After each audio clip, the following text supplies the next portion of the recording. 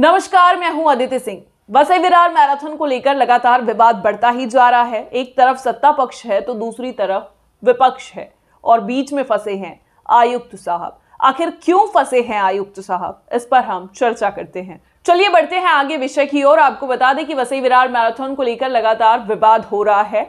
अभी चाहे सड़क निर्माण को लेकर कहा जाए या तो फिर वसई विरार मैराथन में पूरी तरीके से अगर इन्वॉल्वमेंट की बात की जाए तो कहीं ना कहीं ऐसा आरोप लग रहा है कि बहुजन विकास आघाड़ी ही इस कार्यक्रम को आयोजित करा रही है, ना कि महानगर पालिका। ऐसे में ये विवाद एक और विषय पर गहराता जा रहा है। आपको बता दें, हार्दिक पाटिल, जिन्हें आयरन मैन के नाम से जाना जाता है, ना सिर्फ वसई विरार में, ना सिर्फ महाराष्ट्र में, ना सिर्फ देश में, बल्कि विदेशों में इन्होंने अपने हुनर से देश का नाम विदेशों में जाकर रोशन किया है। तो क्या ऐसे व्यक्ति को वसई विरार मैराथन में ब्रांड एम्बेसडर बनने का हक नहीं हो सकता, जिसने भारत का नाम रोशन करने में कोई कसर ना छोड़ी हो, जिसने कई फुल और हाफ आयरन मैन जैसी प्रतियोगिताओं में जीत हासिल की? आखिर ऐसे व्यक्ति को वसई विरार मैराथन के ब्रांड एम्बेसडर के रूप में प्रेजेंट करने से आयुक्त क्यों कतरा रहे हैं? ऐसे में विपक्ष भी हार्दिक पाटिल को ब्रांड एम्बेसडर मैराथन का बनाने की लगातार मांग कर रही है। विपक्षी भूमिका निभाते हैं प्रहार के पालघर से जिलाध्यक्ष हैं हितेश जाधव। उन्होंने भी आवाज उठाई है। उनका सीधी तौर पर कहना है कि हार्दिक पाटिल जैसे प्रतिभाशाली युवा को आखिर क्यों मौका नहीं दिया जा रहा है, जबकि वो यहाँ का भूमिपुत्र है और मैराथन की प्रतियोगिता भी वसई विरार महानगर पालिका द्वारा आयोजित की जा रही है। जबकि आपको बता दें कि हार्दिक पाटिल को ठाणे, भिवंडी जैसे तमाम शहरों में ब्रांड एम्बेसडर बनाकर उतारा जाता है, तो आखिर वसई विरार में क्यों नहीं? इस मांग को बुलंद करते हुए हितेश जाधव ने कैबिनेट मिनिस्टर गिरीश महाजन से मुलाकात की है और उनका सीधी तौर पर कहना है कि प्रतिभाशाली व्यक्ति को मौका देना चाहिए और इस विषय पर गहनता से विचार करने की आवश्यकता है। इस पूरे विषय पर सुनिए हितेश जाधव ने क्या कुछ कहा है। नमस्कार, मी आपल्याला सांगू इच्छितो की आपण बघितलं असेल तर वसई विरार महानगरपालिकेची 10वी मॅरेथॉन स्पर्धा ही 11 तारखेला होत आहे आणि नक्कीच वसई तालुका नव्हे तर पालघर जिल्हा नव्हे तर पूर्ण राज्य किंवा आपण देश जरी म्हटला तर हार्दिक पाटिल याने याच्या क्रीडा याच्यामध्ये खूप चांगलं त्याने काम केलेलं आहे, परंतु त्याला इकडे का टाळलं जातं आहे त्याच्या मागची कारणं ही शोधली पाहिजेत आणि तो खरंच त्या पात्रतेचा आहे। म्हणजे आपण फुल आयरनमॅन म्हणून त्याने 19 वेळा त्या स्पर्धेत विजेता झाला आहे, हाफ आयरनमॅन म्हणून तो 18 वेळा विजेता झाला आहे आणि अनेक असे त्याने कारकिर्दी केलेले आहेत की ज्याने आपल्या राज्याचं नव्हे तर देशात त्याने आपलं नाव केलेलं आहे आणि तशा हार्दिक पाटिलला आम्ही स्वतः मागणी करतोय। मी परवाच्या दिवशीच क्रीडा मंत्री गिरीश महाजन साहेबांना भेटलो आणि हार्दिक पाटिलचं मी त्यांना सांगितलं की त्याला तुम्ही फेस ऑफ द इव्हेंट या मॅरेथॉनला द्यायला पाहिजे, कारण काय तो खरंच त्या सक्षमतेचा आहे। त्याच्या मागे असं की जर आज इकडचा भूमिपुत्राला जर आपण अशा प्रकारे डावळत असू तर इकडचे जे स्थानिक क्रीडा खेळणारे व्यक्ती आहेत ते कशा प्रकारे पुढे येणार?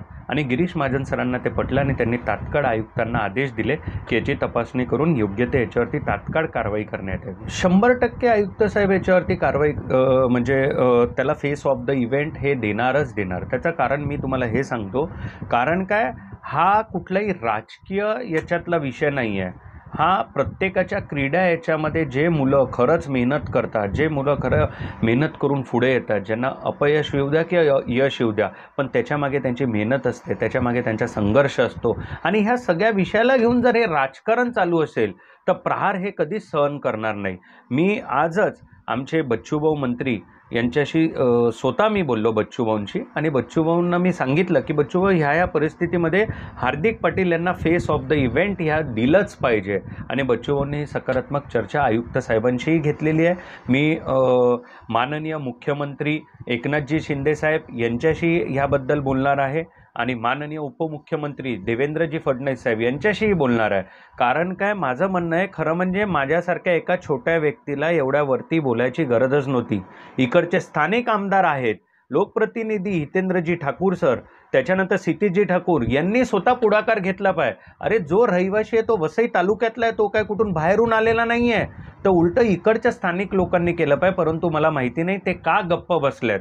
आणि माझी तुमच्या माध्यमातून एक त्यांनाही विनंती आहे की त्यांनी ही दखल घेऊन त्याला फेस ऑफ द इव्हेंट हे द्यायलाच पाहिजे। आम्ही कुठल्या चुकीच्या व्यक्तीला द्यायला नाही लावत आहे, जो खरं त्या पात्रतेचा आहे त्यांनी दिले पाहिजे. नक्कीच मला वाटतं की इकडचे लोकप्रतिनिधी हे त्याच्यावरती नक्कीच सकारात्मक भूमिका घेतील. तो ये थे हितेश जाधव। इसके अलावा आपको बता दें, इस मांग को और प्रबलता से प्रचंड कर रहे हैं खासदार राजेंद्र गावित। उन्होंने भी हितेश जाधव की इस मांग को अपना समर्थन दिया है। उनका भी सीधी तौर पर कहना है कि वसई विरार महानगर पालिका द्वारा जो मैराथन आयोजित की जा रही है उसमें सीधी तौर पर प्रतिभाशाली युवा होने के नाते इसमें कोई राजनीति ना करते हुए हार्दिक पाटिल को ही ब्रांड एम्बेसडर बनाना चाहिए। अब ऐसे में इस पूरे विषय पर आयुक्त साहब फंसते हुए नजर आ रहे हैं। अब ऐसे में सवाल यह भी उठता है कि अगर विपक्षियों को हार्दिक पाटिल ब्रांड एम्बेसडर बनाने के लायक लगते हैं तो आखिरकार सत्ताधारियों को हार्दिक पाटिल क्यों नहीं दिखाई देते?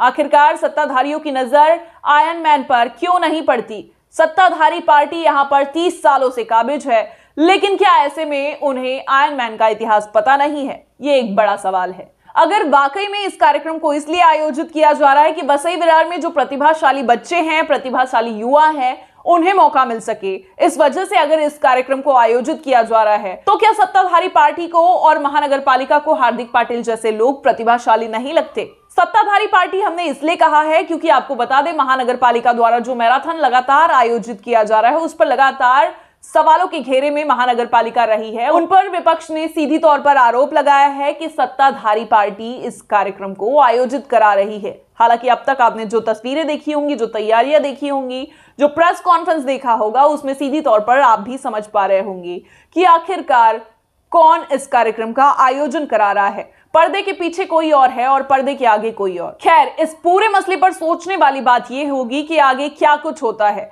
क्या वाकई में आयरन मैन हार्दिक पाटिल को वसई विरार मैराथन में ब्रांड एम्बेसडर बनाकर उतारा जाता है, या फिर इसे पूरी तरीके से राजनीतिक रूप रंग के तौर पर इस्तेमाल किया जाता है?